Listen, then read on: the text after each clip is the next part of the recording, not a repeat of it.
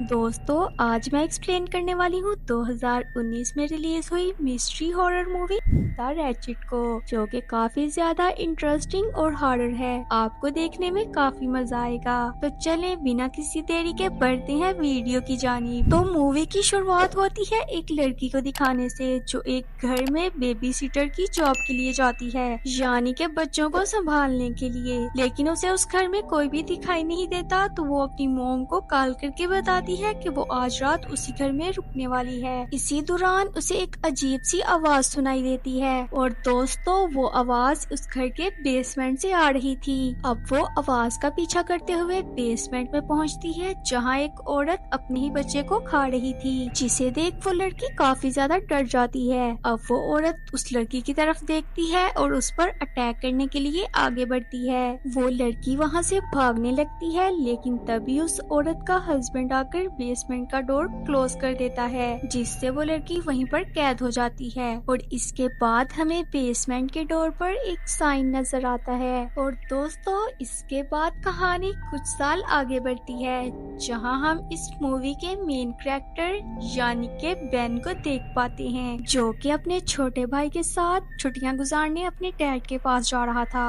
और दोस्तों बेन के डैड एक टाउन में रहते थे, जहां वो एक बंदरगाह पर काम करते थे। अब रात को बेन अपने फादर के साथ बैठकर बातें कर रहा था, जहां हमें पता चलता है कि बेन के फादर और मॉम के दरमियान डिवोर्स हो चुका है, और इस बात को लेकर बेन काफी ज्यादा अपसेट है। अब अगले दिन बेन के फादर बेन को अपने साथ बंदरगाह पर ले जाते हैं। और दोस्तों बेन के फादर के घर के साथ ही एक और घर था, जहाँ पर एक फैमिली छुट्टियां गुजारने आई हुई थी। उस फैमिली में दो मियाँ बीवी और उनके दो बेटे थे। बेन अपने डैड से उस फैमिली के बारे में पूछता है, तो उसके फादर कहते हैं शायद वो फैमिली यहाँ पर कुछ दिन के लिए छुट्टियां गुजारने आई हुई है। अब बंदरगाह पर बेन की एक लड़के के साथ बहस हो जाती है, और इसी दौरान उसकी मुलाकात एक लड़की से होती है, जिसका नाम मेलोडी था, जो कि वहीं पर काम किया करती थी। इसके बाद हमें जंगल का सीन दिखाया जाता है, जहां हम एबी नाम की एक औरत को देखते हैं, और उसके साथ उसका बेटा भी था।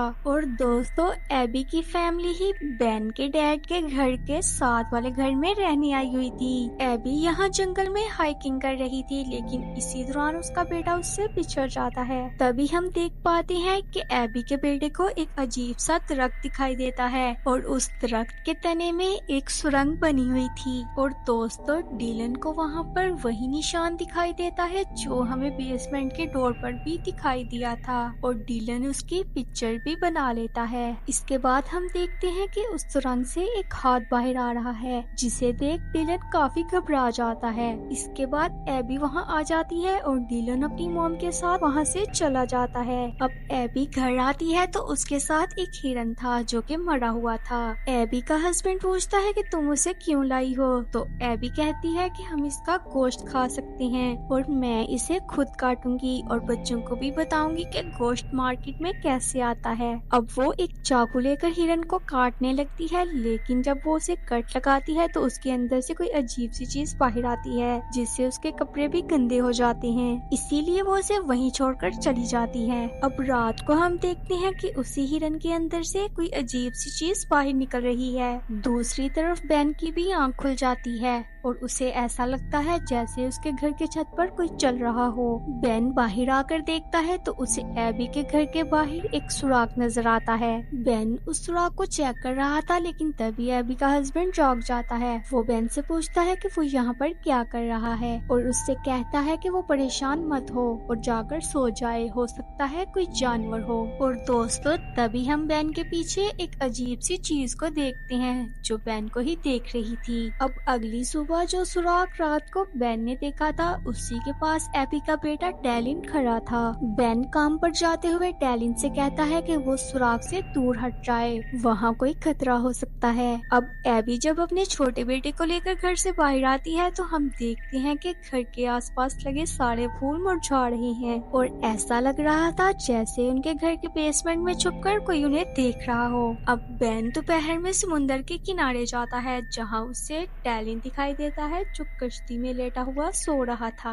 बेन उसे जगाकर पूछता है कि तुम यहाँ पर क्या कर रहे हो, तो वो कहता है मैं यहाँ पर अपने डैड का इंतजार कर रहा हूँ जो कि मुझे आज कश्ती पर घुमाने वाले थे। अब बेन उससे कहता है कि मैं तुम्हें ढेर सारी कैंडीज दूंगा, लेकिन उसके बदले अगर तुम्हें अपने घर के आसपास कुछ अजीब लग रहा हो तो तुम आकर मुझे बताओगे, क्योंकि बेन उस रात के वाकये से डरा हुआ था। इसके बाद बेन देखता है कि उसके डैड एक लड़की को किस कर रहे थे और ये वही लड़की थी जिसे उसके डैड पसंद करते थे और बेन के डैड उसे उस लड़की से मिलवाना भी चाहते थे, लेकिन बेन उस लड़की से नहीं मिलना चाहता था क्योंकि बेन को लगता था कि इसी लड़की की वजह से उसके मॉम डैड सेपरेट हुए और इसी वजह से वो अपने डैड को बिना बताए मेलोडी के साथ एक पार्टी में चला जाता है जहां वो काफी ज्यादा ड्रिंक कर लेता है। अब दूसरी तरफ हम मॉनिटर स्क्रीन पर एबी के छोटे बेटे को देखते हैं जो अपने झूले में सो रहा था, लेकिन उसके झूले के पास हम एक अजीब सी चीज को देखते हैं जिसकी आंखें चमक रही थी। तभी अचानक एबी के बेटे का खिलौना नीचे गिर जाता है जिसके शोर से एबी भी जाग जाती है। वो अपने बेटे के रूम में जाकर देखती है, लेकिन वहाँ जाकर वो शॉक्ड हो जाती है क्योंकि झूले में उसका बच्चा नहीं था, वहाँ सिर्फ कुछ लकड़ियाँ पड़ी हुई थी। तभी अचानक झूले के नीचे से दो हाथ निकलते हैं जो एबी को अपनी तरफ खींच लेते हैं। अब रात को बेन घर वापस आता है तो वो देखता है एबी को जो कि जंगल की तरफ जा रही थी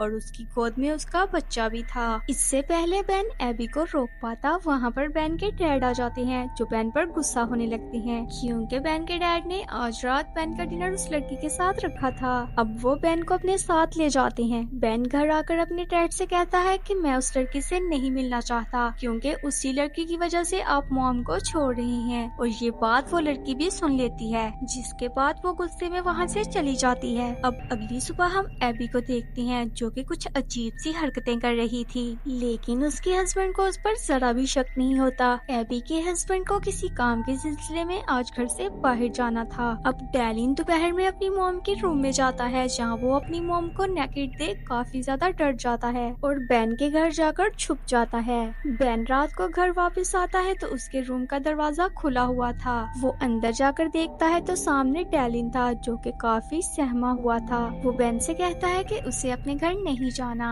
और प्लीज उसे अंदर मत आने देना। दोस्तों, दरअसल डैलिन यहाँ अपनी मॉम के बारे में बात कर रहा था। तभी नीचे एबी अपने बेटे को लेने आ जाती है, लेकिन बेन उससे कहता है कि वो यहाँ पर नहीं है। एबी जबरदस्ती बेन के घर जाने की कोशिश करती है क्योंकि वो जानती थी कि उसका बेटा वहीं पर है। तभी वहाँ एबी का हस्बैंड आ जाता है जिसकी आवाज सुन डैलिन नीचे आता है और अपने मॉम डैड के साथ घर वापस चला जाता है। अब बेन को उन पर शक होने लगा था और वो सोच रहा था कि इनकी फैमिली में कुछ तो अजीब है, इसलिए बेन उन पर नजर रखने लगता है, लेकिन उसे कुछ भी अजीब नहीं लगता। लेकिन दोस्तों, हम देख पाते हैं कि एबी के जिस्म पर अजीब से निशान थे और उसकी हड्डियों से भी आवाज आ रही थी। ऐसा लग रहा था जैसे एबी को किसी ने पोजेस किया हो, यहाँ पे शायद वो एबी नहीं कोई और थी। अब अगले दिन बेन समुंदर पर डैलिन का इंतजार कर रहा था, लेकिन मेलोडी उसे बताती है कि वो आज नहीं आया। अब बेन उसका पता करने उसके घर जाता है, लेकिन उसके डैड की बातों से ऐसा लगता है जैसे वो अपने बेटे को जानता ही ना हो। वो बेन से कहता है कि मेरा कोई बेटा नहीं और तुम अपना मजाक बंद करो और अपने घर जाओ।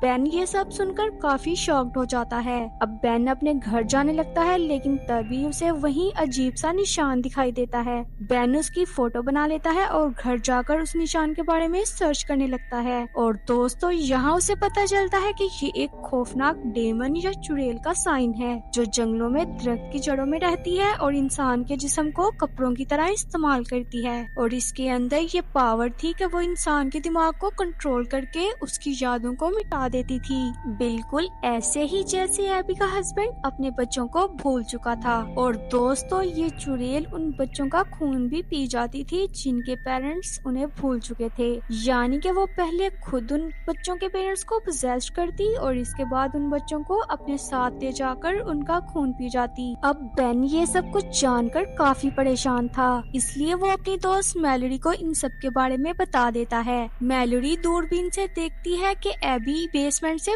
बाहर निकल रही है और उसके हाथ में एक थैला है जिसे वो डस्टबिन में फेंक देती है। अब मैलोरी मजाक में एक नोट लिखती है कि हम जानते हैं तुमने बेसमेंट में क्या छुपा रखा है, और उस नोट को एबी के घर में फेंक देती है जिसे एबी का हस्बैंड उठाकर पढ़ लेता है। और दोस्तों, एबी यानी कि वो चुड़ैल बेन और मैलोरी को ये सब करता देख लेती है। अब एबी का हस्बैंड बेसमेंट में जाकर देखने लगता है, तभी एबी वहाँ आकर उसके कान में कुछ कहती है जिससे उसके कान से खून आने लगता है। बेन समझ चुका था कि यहाँ कुछ भी ठीक नहीं। अब हम दोबारा से एबी को देखते हैं जो तैयार होकर बेसमेंट में जाती है और वहाँ से निकलकर बाहर चली जाती है। उसके जाने के बाद बेन ताला तोड़कर बेसमेंट में जाता है जहाँ काफी अजीब सा मंजर था। वहाँ हम एक जानवर की खोपड़ी भी देखते हैं। बेन को वहाँ पर एबी की फैमिली की फोटो मिलती है जिनके चेहरों पर क्रॉस के निशान लगे हुए थे। और इसके बाद बेन को नजर आती है मैलोरी और उसकी छोटी बहन लिली की फोटो, और उनके चेहरों पर भी क्रॉस के निशान थे। बेन समझ चुका था कि उस चुड़ैल का अगला शिकार लिली है। बेन बंदरगाह की तरफ जाता है लेकिन रास्ते में मैलोरी को कॉल करके लिली के बारे में बताता है। लेकिन दोस्तों, मैलोरी तो अपनी बहन को भूल चुकी थी। वो बेन से कहती है, कौन लिली? यानी कि चुड़ैल ने अपना काम कर दिया था। अब बेन जब वहाँ पहुँचता है तो उसे लिली कहीं भी दिखाई नहीं देती। वो लिली को चुड़ैल के साथ जंगल की तरफ जाता हुआ देखता है। बेन उनके पीछे जाने लगता है, तभी एक लड़का आकर उससे झगड़ा करने लगता है। बेन किसी तरह जान छुड़ाकर वहाँ से भागता है। जंगल में जाकर बेन लिली को उसी दरख्त की सुरंग में धंसा हुआ देखता है। वो लिली को बचाने के लिए उसका हाथ खींचता है, तभी बेन का पाँव फिसल जाता है और इससे बेन का सर एक पत्थर से टकरा जाता है जिससे वो बेहोश हो जाता है। और जब उसे होश आता है तो वो मायूस होकर घर वापस चला जाता है जहाँ पुलिस उसका इंतजार कर रही थी। दरअसल एबी ने बेन के खिलाफ कंप्लेन की थी कि वो उनके घर पर नजर रख रहा है। बेन के डैड किसी तरह मामले को संभाल लेते हैं। अब बेन अपने डैड से कहते हैं कि आप मेरी बात का यकीन करें, उस फैमिली में कुछ तो गड़बड़ है। उनके दोनों बच्चे गायब हैं लेकिन उन्हें इस बात की जरा भी परवाह नहीं। बेन के डैड उसे डांट देते हैं और उससे कहते हैं कि वो खामोश हो जाए। अब वहाँ बेन के डैड की गर्लफ्रेंड भी आई हुई थी। बेन उससे बात कर रहा था, तभी उसे अंदाजा होता है कि ये औरत कोई और नहीं, वो चुड़ैली है, क्योंकि उसके पास बड़े फूल अचानक से मुरझा गए थे। अब वो डेमन चुड़ैल बेन पर अटैक करती है, जहाँ बेन अपनी डिफेंस के लिए एक चाकू उठाकर उस पर हमला करता है। तभी वहाँ बेन के डैड आ जाते हैं, जो ये सब देख बेन को पुलिस के हवाले कर देते हैं। बेन अपने डैड को समझाने की कोशिश करता है। इसी बीच हम देखते हैं कि वो चुड़ैल पुलिस वाले के कान में कुछ कहती है, जिसके बाद वो बेन को वहाँ से ले जाता है। अब रास्ते में बेन देखता है कि उस पुलिस वाले के कान से खून आ रहा है। और दोस्तों, वो पुलिस वाला बेन को पुलिस स्टेशन नहीं बल्कि समुंदर के किनारे ले जाता है, जहाँ वो बेन को पानी में डुबोकर ऑलमोस्ट खत्म ही करने वाला था। लेकिन तभी वहाँ एक डॉग आकर पुलिस वाले पर अटैक कर देता है, लेकिन पुलिस वाला उस डॉग को भी गोली से उड़ा देता है। बेन उससे कहता है कि वो उसे जाने दे, लेकिन अचानक से वो पुलिस वाला खुद को ही शूट करके मार देता है। दूसरी तरफ बेन के डैड पुलिस स्टेशन जाने लगते हैं, लेकिन तभी उन्हें बेन की बातें याद आने लगती हैं। तो अब वो एबी के घर की बेसमेंट में जाकर देखते हैं, जहां उन्हें एबी के हस्बैंड की लाश छत से लटकी हुई दिखाई देती है और एबी की बॉडी भी वहीं पर थी। अब बेन के डैड को वहाँ पर एबी की फैमिली की फोटो और इसके साथ साथ अपनी फैमिली की फोटो भी दिखाई देती है। वो उन फोटोज को देख रहे होते हैं, तभी वो डेमन चुड़ैल पीछे से बेन के डैड को स्टैब कर देती है और इसके बाद उनका गला दबाकर उसे मारने ही वाली थी। तभी बेन आकर उसे शूट कर देता है, जिससे बेन के डैड की गर्लफ्रेंड तो मर गई थी, लेकिन वो चुड़ैल अभी भी जिंदा थी। बेन अपने डैड को लेकर वहाँ से भागने लगता है, तभी उसे याद आता है कि उसका तो एक छोटा भाई भी था जिसके साथ वो यहाँ पर आया था, लेकिन उस डेमन चुड़ैल ने बेन के दिमाग से उसकी यादें मिटा दी थी, जिससे वो अपने भाई को भूल चुका था। अब बेन दोबारा से अपने घर जाता है, लेकिन वो चुड़ैल उसके भाई को लेकर जंगल की तरफ भाग गई थी। तभी वहाँ मैलोरी भी आ जाती है। बेन उसके साथ जंगल की तरफ जाता है। बेन उस सुरंग के अंदर जाता है, जहाँ उसे अपना भाई दरख्त की जड़ों से बंधा हुआ मिलता है। वो उसे वहाँ से निकाल रहा होता है, तभी वो चुड़ैल बेन पर अटैक कर देती है। अब बेन उसे शूट करता है और अपने भाई को उस सुरंग से निकाल लेता है, लेकिन तभी उसे लिली की आवाज आवाज भी सुनाई देती है। बेन लिली को छुड़ाने जाता है, लेकिन वो चुड़ैल दोबारा से बेन पर अटैक कर देती है।